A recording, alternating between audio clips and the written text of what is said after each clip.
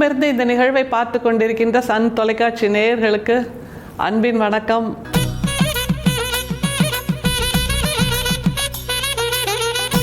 வள்ளல் பெருமானுடைய உரைநடை இன்றைக்கு. உங்கள் வீட்டில் குடம் இருக்கா? என்னங்க இது கேள்வி, குடம் இல்லாத வீடு உண்டா அப்படின்னு கேட்குறீங்க. குடத்தில் பல வகை உண்டு தெரியும்ல. மண் குடம் இருக்குது, பொன் குடம் இருக்குது, தங்க குடம் இருக்குது, வெள்ளி குடம் இருக்குது. பெருநகரங்கள்லாம் பிளாஸ்டிக் குடம் அப்படிங்கிறத ரொம்ப இயல்பாக பார்க்கலாம். அந்த மாதிரியான ஒரு குடத்தை தான் இன்றைக்கு நமக்கு வள்ளல் பெருமான் சொல்லி தருகிறார். அந்த குடம் எது, அதை எதாக உருவகப்படுத்துகிறார், எதனுடைய படிமமாக குடத்தை பயன்படுத்துகிறார்ங்கிறது ரொம்ப சுவாரஸ்யமான ஒரு கேள்வி. அந்த பத்தி உரைநடை பத்தியில் ஆன்மா அப்படிங்கிற தலைப்பிலேயே அவர் எழுதியிருக்கார். இதில் வியக்கிறதுக்கு என்ன இருக்குது அப்படின்னா, அவருடைய மொழி ஆற்றல்.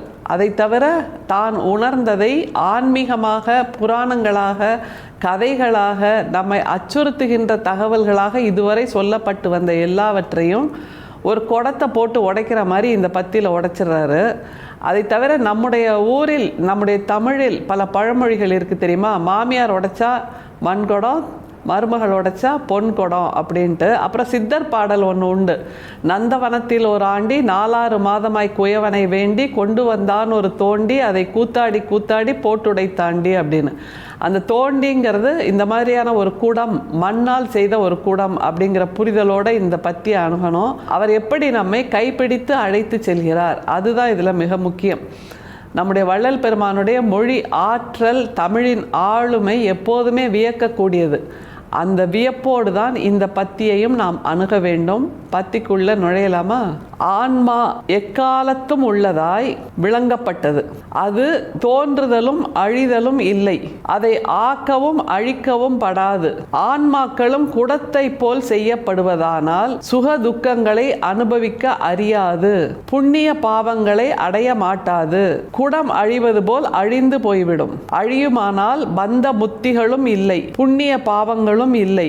ஆதலால் குடம் உடைகின்ற போது குடத்தினுள் இருந்த காற்றும் ஆகாயமும் உடையாமல் இருப்பது சிறுவர்களுக்கும் தெரியும். ஆகலில் தேகம் அழியும் போது தேகத்தினுள் இருக்கின்ற ஆன்ம விளக்கமும் கடவுள் விளக்கமும் அழியாதென்றும், ஆன்மாக்கள் முயற்சி பேதத்தால் தேக போக பேதங்களை அடைவது உண்மை என்றும் யுக்தியால் அறிய வேண்டும்.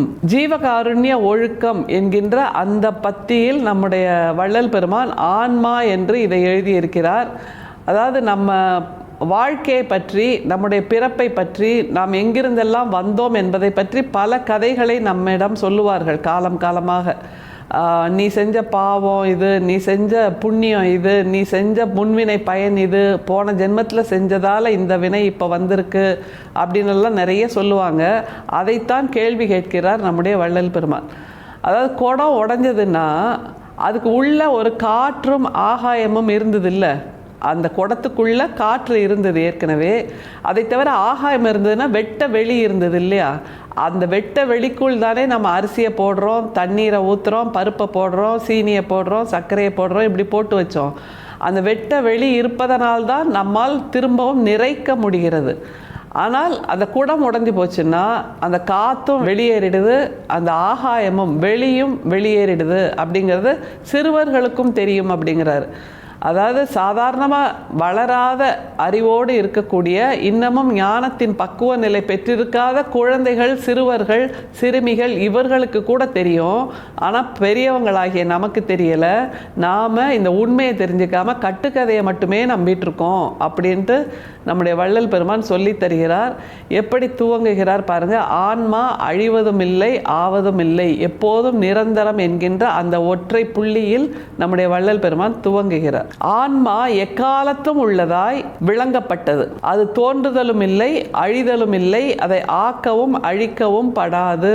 ஆன்மாங்கிறது எப்படி புரிஞ்சுக்கணும்னா, நம்ம இப்போ ஒவ்வொருத்தரும் பிறந்திருக்கோம்ல, நாமெல்லாம் எங்கே இருந்து வந்திருக்கோம், மூலம் எது, நம்முடைய முதலீடு, மூல முதலீடு, அதாவது பிரின்சிபல் அப்படின்னு சொல்லுவோம்ல, அந்த பிரின்சிபல் எது, மூலம் முதலீடு எது அப்படின்னா, இப்போ சூரியன் எடுத்துக்கோங்களேன். சூரியன்கிறது ஒரு மிகப்பெரிய சக்தி. ஆனால் தினம் தினம் தினம் அந்த மூல சக்தியிலிருந்து, மூல சூரியனிலிருந்து தினம் தினம் தினம் நமக்கு வெளிச்சமும் வெப்பமும் கொடுத்து கொண்டிருக்கிறது இல்லையா? அது மாதிரி நம்முடைய எல்லா உயிர்களின் மூலம் என்பது ஒரு குடத்தினுள் இருக்கிறது அப்படின்னு வச்சுக்கோங்க. அப்போ அந்த குடத்தினுள்ளிருந்து உயிர் துளி துளியாக மனிதர்களாக, விலங்குகளாக, பறவைகளாக, செடி கொடிகளாக எல்லா உயிரினமுமாக பிறந்து கொண்டிருக்கிறோம். அதனால் அது நிரந்தரமானது, அது அழிவதும் இல்லை, ஆவதும் இல்லை, எப்போவுமே இருக்கக்கூடிய ஒன்று. நிரந்தரம் அப்படிங்கும்போது அதுக்கு ஏது அழிவு, அதுக்கு ஏது புதுசாக வர்றது? இல்லை இல்லை, அந்த மூல சக்தி அப்படியே தான் இருக்கும். அதிலிருந்து வருகின்ற பார்ட்டிகிள்ஸ் தான் மாறுமே தவிர அந்த மூலம் பிரின்சிபல் அது அப்படியே தான் இருக்கும், குறைவுபடாமல் அப்படிங்கிறாரு. அடுத்தது என்ன கேள்வி நமக்குள் வருதுங்கிறதோட பதில் சொல்றார் பாருங்க. அதை ஆக்கவும் அழிக்கவும் படாது ஆன்மாக்களும் குடத்தை போல் செய்யப்படுவதானால் சுக துக்கங்களை அனுபவிக்க அறியாது, புண்ணிய பாவங்களை அடைய மாட்டாது, குடம் அழிவது போல் அழிந்துவிடும். ஆன்மாக்களும் குடத்தை போல் செய்யப்படுவதானால் சுக துக்கங்களை அறிய முடியாது அப்படிங்கிறாரு. அடுத்தது, அதனால் வேறு பல உணர்ச்சிகளுக்கும் ஆளாக முடியாதுங்கிற தத்துவத்தை கொண்டு வந்து தருகிறார். குடத்துக்குள்ள தண்ணி ஊற்றி அடுப்பு மேலே வச்சாலும் குடம் அப்படியே தான் இருக்கும். குடத்துக்குள்ள பாயசத்தை ஊற்றி வச்சாலும் குடம் அப்படியே தான் இருக்கும். அந்த குடத்துக்குன்னு புரிதல் ஏதாவது இருக்கா? இல்லை இல்லை. இப்போ எனக்குள்ளே பால் ஊற்றிருக்காங்கப்பா, எனக்குள்ளே தண்ணி ஊற்றிருக்காங்கப்பா, எனக்குள்ளே பாயசத்தை ஊற்றிருக்காங்க, எனக்குள்ளே சாம்பாரை ஊற்றிருக்காங்க, ரசத்தை ஊற்றிருக்காங்கன்னு குடத்துக்கு அறிய முடியுமா? இல்லை இல்லை. அப்படித்தான் ஆன்மா என்று சொல்கிறார். ஆன்மா என்பது அழிவற்றது, அது நிரந்தரமானது என்னும்போது அதற்கு இந்த மாதிரியான உணர்ச்சிப்பாடுகள் இல்லை. அது அந்த உணர்வுகளுக்கெல்லாம் அப்பாற்பட்டதாக இருக்கிறது என்று சொல்லி தருகிறார். அடுத்தது, குடம் அழிவது போல் அழிந்து போய்விடும், அழியுமானால் பந்த முத்திகளும் இல்லை, புண்ணிய பாவங்களும் இல்லை. ஆதலால் குடம் உடைகின்ற போது குடத்தினுள் இருந்த காற்றும் ஆகாயமும் உடையாமல் இருப்பது சிறுவர்களுக்கும் தெரியும். இந்த குடம் உடையுதுன்னு வைங்க, அதாவது நம்முடைய உடம்பாகிய குடம் உடையும் போது, உயிர் பிரிந்து போகும்போது அது உடம்புக்குள்ளிருந்து காற்றோடு கலந்து விடுகிறது. உடம்பு ஆகாயமாக இருந்தது, அந்த வெளி இப்போது இல்லாமல் போய் பரவெளியில், பெருவெளியில் கலந்து விடுகிறது. காற்றும் பெருவெளியில் கலந்து விடுகிறது, உடம்புக்குள் இருந்த அந்த வெளியும் பெருவெளியில் கலந்து விடுகிறது என்பது சிறுவர்களுக்கும் தெரியும். ஆனால் அதை புரியாமல் நாம் என்னவோ பல்லாயிரக்கணக்கான ஆண்டுகள் சாஸ்வதமாக இந்த உடம்பு என்கின்ற பெருவெளிக்குள் குடியிருக்கப் போகிறோம் என்பதான ஒரு பாவனையில் அலைந்து கொண்டிருக்கிறோமே அப்படின்னு வள்ளல் பெருமான் சொல்லித்தர்றார். அப்போது கொஞ்சம் பொறி தட்டுதா, வெளிச்சம் வருதா? அடுத்தது என்ன சொல்கிறார் பாருங்க. ஆதலால் தேகம் அழியும் போது தேகத்தினுள் இருக்கின்ற ஆன்ம விளக்கமும் கடவுள் விளக்கமும் அழியாதென்றும், இந்த பானை உடையும் போது அதற்குள் இருக்கின்ற காற்று, அதற்குள் இருந்த ஆகாயம் பெருவெளிக்குள் கலந்து விடுகிறது. அதுபோல் தேகம் உடையும் போது அதனுள் இருந்த காற்றும் ஆகாயமும் பெருவெளியும் மூல ஒளியோடு, மூலத்தோடு, அந்த பிரின்சிபல்னு சொன்னோம் இல்லையா, அந்த முதல் சூரியனோடு போய் கலந்து விடுகிறது அப்படிங்கிறார். ஆன்ம விளக்கமும் கடவுள் விளக்கமும் அழியாதென்றும், ஆன்மாக்கள் முயற்சி பேதத்தால் தேக போக பேதங்களை அடைவது உண்மை என்றும் யுக்தியால் அறிய வேண்டும். ஆன்மாக்கள் முயற்சியால் தேக போக பேதத்தை அடைவது உண்மை என்று யுக்தியால் அறிய வேண்டும் அப்படிங்கிறார். அதாவது மற்றவங்க சொல்கிறாங்கன்னே நம்ம கேட்டுக்கிட்டு இருக்காம, நம்முடைய சொந்த முயற்சியால் நமக்குள் என்ன நேர்கிறது, நாம் சுவாசிக்கும்போது உள்ளே என்ன உருமாற்றம் ஏற்படுகிறது, அதையெல்லாம் தெரிந்து கொள்ள யுக்திகளை கண்டறிய வேண்டும்.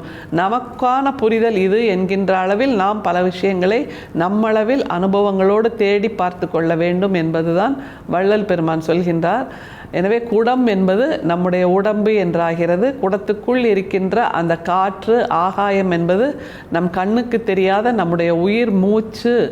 அந்த குருதிக்குள் இருக்கின்ற அந்த வெளி, பரவெளி, பெருவெளி, இதைத்தான் நாம் பத்திரமாக பாதுகாக்க வேண்டும். இந்த குடத்தை உடையாமல் பாதுகாக்க வேண்டும். இல்லை என்றால் நீர் கசிவதை போல், உடைந்திருக்கின்ற குடத்திலிருந்து நீர் கசிவதை போல் உயிர் பிரிந்து கொண்டே இருக்கும். அப்படி பிரியாமல் இருப்பதற்கு உடலை செய்ய வேண்டும், உடலை ஆரோக்கியமாக செய்ய வேண்டும். அதன் மூலமாக ஆன்மாவை ஆரோக்கியமாக செய்ய வேண்டும் என்பதுதான் வள்ளல் பெருமான் நமக்கு சொல்லித் தருகின்ற யுக்தி இன்றைக்கானது. குடத்தை உடைப்பது போல் நாம் நம்முடைய வாழ்க்கையாகிய குடத்தை, உடம்பாகிய குடத்தை உடைத்து விடக்கூடாது என்கின்ற கூடுதல் அக்கறையும் நம்முடைய வள்ளல் பெருமானிடம் இருக்கிறது. அதனால் மிக எளிமையாக இந்த பத்தியில் ஆரம்பிக்கிறார்.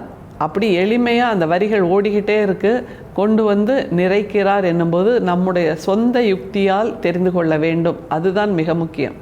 எப்போவுமே வள்ளல் பெருமான் நான் சொல்கிறேன் என்பதாக நீ நினைத்து கொள்ளாதே, உன்னுடைய அறிவால், உன்னுடைய சொந்த யுக்தியால் எல்லாவற்றையும் கற்றுக்கொள் என்று சொல்வார் இல்லையா? அதைத்தான் நமக்கு இந்த பத்தியிலும் சொல்லித் தருகிறார். எல்லாவற்றையும் நாமே கற்றுக்கொள்ள வேண்டுமே தவிர, மீன் குஞ்சாக நாமே நீந்தித்தான் கற்றுக்கொள்ள வேண்டுமே தவிர, மற்றவர்கள் சொல்கிறார்கள் என்பதனால் நீந்த பழகினோம் என்றால் நிச்சயமாக அந்த நீச்சல் வாழ்க்கை பயணத்துக்கு, வாழ்க்கை கடலுக்கு பயன்படாது என்கின்ற புரிதலோடு வள்ளல் பெருமானை அணுகுவோம். மீண்டும் சந்திப்போம், தொடர்வோம். அருட்பெரும் சோதி, அருட்பெரும் சோதி, தனிப்பெரும் கருணை, அருட்பெரும் சோதி. நன்றி, வணக்கம்.